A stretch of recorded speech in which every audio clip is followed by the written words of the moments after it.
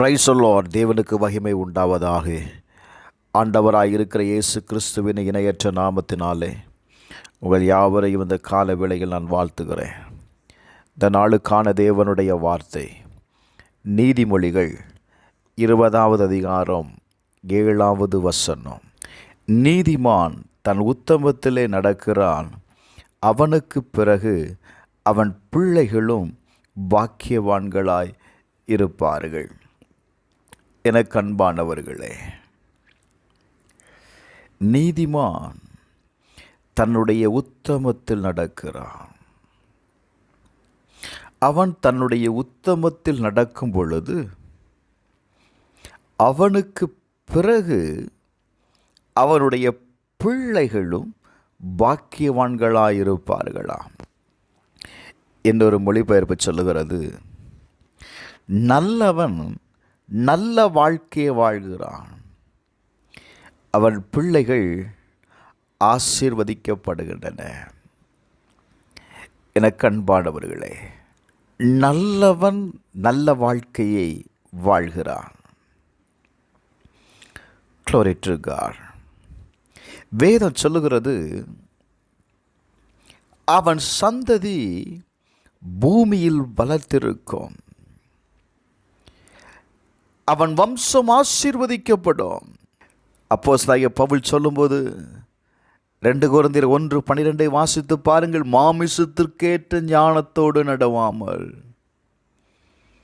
தேவனுடைய கிருபையினால் நாங்கள் உலகத்திலேயும் விசேஷமாக உங்களிடத்திலேயும் கபடமில்லாமல் திவ்ய உண்மையோடு நடந்தோம் என்று எங்கள் மனது எங்களுக்கு சொல்லும் சாட்சியே எங்களுக்கு புகழ்ச்சியாயிருக்கிறது. இந்த உலகத்தில் வாழ்கிற நாம் மாமிசத்திற்கேற்ற ஞானத்தில் வாழாம தேவனுடைய கிருபையில் வாழுங்க. அது உங்களை உண்மையில் நடக்க வைக்குங்க. பிரைஸ் அல்லாஹ்.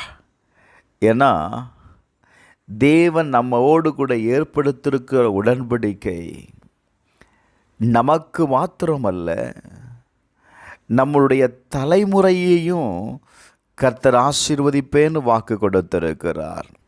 இந்த கால வேளையில்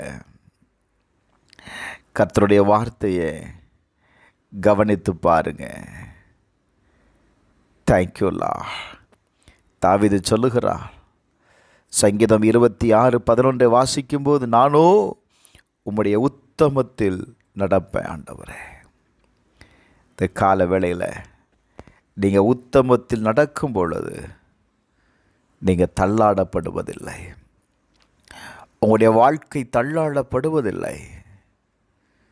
கர்த்தர் தம்முடைய கிருபையை கொண்டு உங்களை தாங்குகிறார். வேதம் சொல்லுகிறது, நான் என் உத்தமத்தில் நடக்கிறேன், நான் கர்த்தரை நம்பியிருக்கிறேன், ஆகையால் நான் தள்ளாடுவதில்லை. எனக்கு அன்பானவர்களே, கர்த்தர் உங்களுடைய கால்களை ஒரு நாளும் தள்ளாட விட மாட்டார். பிரைஸ் அல்லாஹ். நம்முடைய வழிகளை கர்த்தர்ட்ட ஒப்பு கொடுத்து ஒரு நல்ல மனிதனாய் இந்த உலகத்தில் நான் வாழும்போது நீங்கள் மட்டும் ஆசீர்வதிக்கப்படலை, உங்களுடைய சந்ததி ஆசீர்வதிக்கப்படுகிறது. நாம் அநேக சொத்துக்களை பிள்ளைகளுக்காக சேர்த்து வைக்கிறோம், நல்லது தான்.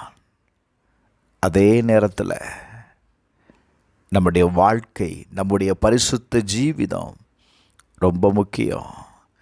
அதுதான் உங்களுடைய பிள்ளைகளை ஆசீர்வதிக்கும். செபிப்போமா? பரலோக பிதாவே, இந்த கால வேளைக்காக உமக்கு நன்றி செலுத்துகிறப்பா. நீதிமான் தன் உத்தமத்திலே நடக்கிறான், அவனுக்கு பிற்பாடு அவனுடைய பிள்ளைகள் ஆசீர்வதிக்கப்படுவார்கள். ஆண்டவரே, எங்களுக்கு கொடுக்கப்பட்ட இந்த வாழ்க்கையில் உத்தமமாய் நடக்க கர்த்தர் உதவி செய்யும். எங்களுடைய வாழ்க்கையை பரிசுத்தப்படுத்தும். தேவன் விரும்புகிற வாழ்க்கையை நாங்கள் வாழ்ந்து எங்கள் சந்ததிக்கு ஆசீர்வதிக்கப்பட்ட ஒரு நபராய் இருக்க கர்த்தர் உதவி செய்யும்.